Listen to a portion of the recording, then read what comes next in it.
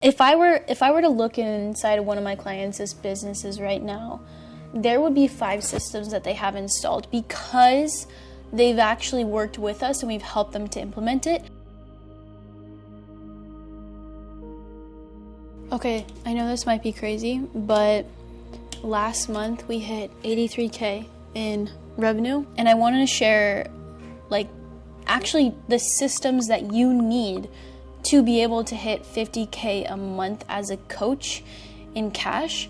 I'll put some results up on the screen right now so you can see some of the clients that we worked with. And I want to break this down, hopefully so that like a 3rd grader could literally set this up and it'll be so simple. And so the first thing that we help people set up is lead gen. Okay, because a lot of people who are coaches, they think that they need to go viral to get leads. They think that they need to do word of mouth and cold DMs, which yes, those all work. And yes, I think that if you want to scale, continue to do that. Like, continue to post amazing content, get better at it every single day. But the big thing that I see stopping people is that they don't have predictable lead gen. And so the first thing that we help them to install is a proven way to get predictable leads in every single day through ads. Right now, I'm actually running School Community with follower ads, and it's working insanely well. I wouldn't recommend that for a beginner. Like, we'll talk about that if you become a client. We can talk about more high-level ad stuff. But as a beginner, I just would start with a follower ad. We help our clients set this up. Here's literally all of the follower ads that we've helped our clients set up. And here's the exact formula that I would use if I was starting that from scratch. Because the real question, love, is if your content stopped performing, would there be a way for you to continue to get clients in, right? And so probably not. So you need to understand how you need to crack paid traffic. If you crack paid traffic, you don't have to post 4 times a day. You can be with your family at the beach and still getting leads consistently. So the other thing is the cost to acquire a client. If you aren't running paid ads, it will not be predictable, okay? But if you are running paid ads, the cost to acquire a client, you'll be able to have that data and continue to get better and better at it over time instead of just guessing your way through your metrics. So the second system, I know I'm kind of running through this really fast. I do have to go here soon, so I wanted to make this video real quick, is a sales system, and it's actually insane. So one of our clients, she's a mom of 3. She's invested thousands of dollars in sales coaches before she came to work with us. And once she installed the 8-figure sales blueprint that Josh and I actually just taught, which is based on relationship, which is based on partnership instead of pressure, high pressure, like bro Miami sales tactics, it's much more like low pressure. It actually feels aligned, and it's like you're helping people instead of pressuring them on that sales call. So it just reduces a lot of like refunds and like buyer's remorse instantly. So once you have a repeatable way to actually turn those strangers into clients through, yes, on the sales call, understanding the 8-figure sales blueprint, but this starts the moment that someone sees your ad and comes to your profile and then hits your DMs, and your setters in your DMs, warming them up and nurturing them. And the other thing is, are you just hoping and praying that people will be like, I want to work with you and reach out to you and DM you? Or do you have a repeatable process where you are reaching out, where you are following up, and there's an actual CRM to track where leads are in the pipeline? Okay, so that is huge. And another question for you is, out of the last 10 calls, how many closed? And why did they not close? Do you know why they didn't close? Is it because the offer wasn't hitting? Is it because there wasn't the right positioning on the call? There is an entire curriculum that we teach to this that has allowed our clients, like, it's insane. We had 2 clients join who back to back, they made their money back in less than a week. It's insane. Simply because of this sales process that we teach, because most people are winging it. And trust me, I was there too. I'm not perfect at this. I don't love sales. I'm much more of like the marketing girly who I can create value and I can build trust and I can build relationships. So much so that before someone even hops on a call, they're already knowing that they will invest and they will buy. But I don't love to take those calls simply because it takes a lot of time out of my day, and I would rather not be on calls all day. I would rather be building systems, doing like high level on the business instead of in the business work. And as you scale, you need to have that mindset as well of like, how can I delegate this? The third system that 50K a month coaches use is fulfillment. So they're not just winging it. They don't just say like, all right, welcome to the program, I'll give you an announcement and then peace.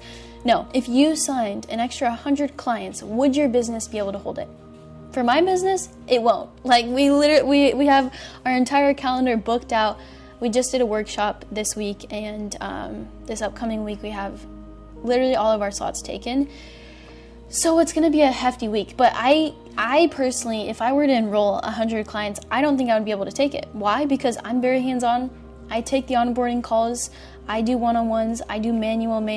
I do weekly manual check-ins. And yeah, so we're improving this, right? But as a 50K a month coach, you have to think that way as you're building out your fulfillment system so it doesn't break as you scale. So if your clients, do they get the same high level experience every time, right? Do your videos feel authentic in the course? Do they feel like old information, like someone might have already gotten it, or does it feel like fresh, new information to them? And then for your fulfillment, does it depend on your energy? Like, are you the one having to reply to every single message, or is there a way to keep them accountable? Like, for example, we have a type form that goes out into the community every single week that our clients fill out that allows us to check in with them, see where they're stuck, see where there might be bottlenecks, and how we can continue pushing forward as a team. I also do wins. So I'll put this up on the screen of a client, like the clients here who are winning. It's absolutely insane. But I think community is so huge, and one belief shift that I've had to make is how you show up in other communities is how your clients will show up in yours. So if you have high expectations for your clients in your community, you better show up and give value in others as well. So we're running through this. I gotta head out here soon, but number 4 is retention system. So do your clients stay, or are you constantly having to replace them, right? Do you have an ascension that allows you to gain and increase lifetime value, average order value, and are you continually solving problems along the way? A little quick background story here, love, is when I was a CSM for a company doing 100K months, they didn't have any ascensions. And so I saw all of their clients after they finished that course, people are hungry for more information. And I was like, dude, let me build out a course. And so I literally helped build out an ads course and sold people into it because people want new information. They want to keep growing. That is what God has created us for. And I think it is so beautiful, but we have to be able to obviously listen to God if this is what He's wanting you to do, but also capitalize on that value, create value, sell the value. The other thing is, are you starting from zero every single month? Do you have monthly recurring revenue? Or every single time that it hits the first of the month, does your Stripe drop to zero and you have no MRR set up? Right? So those are all ways that we are helping our clients is how can we increase MRR? How can we increase the retention, create ascension offers? And then the last one is your team system. So what are you still doing right now that someone else could be doing better? Okay? As you grow and as you scale, we need to hire people to take you out of the trenches. It can be hard. I literally hired 2 new setters this week. It's absolutely insane what happens when, you have to go through setters. I had to fire my setter manager. I had to fire my media buyer. I had to fire my setters because they were not meeting KPI. And it can be hard, but you have to do it. And sometimes as leaders, we also have to take accountability because I was only doing 1 meeting a week with them when I should have been doing 5.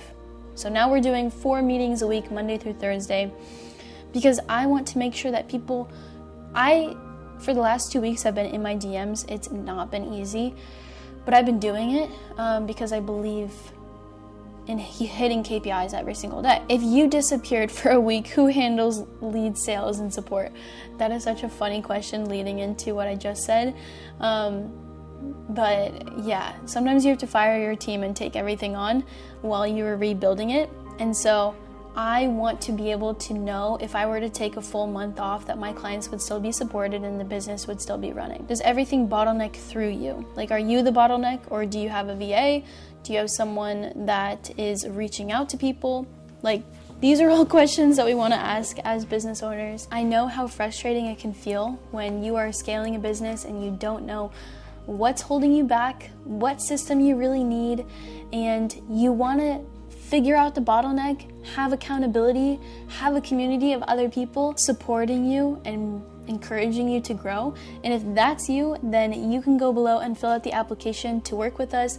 We are only taking a select few because our calendar is already full of potential clients. We want to be able to serve people at a deep level. We pray over every single one of these, and we truly know that when someone has a unique mission, they have a unique calling on their life, that we are going to be held responsible for making that calling come to life. And that is not something that we want to play with. And so we take these very seriously. And if you feel the call, if you feel that nudge, then I want you to go below and fill out that link. I love you so much. You are a real one if you stayed till the end. I want you to like, comment, subscribe if you haven't already, and I will see you in the next video. Much love.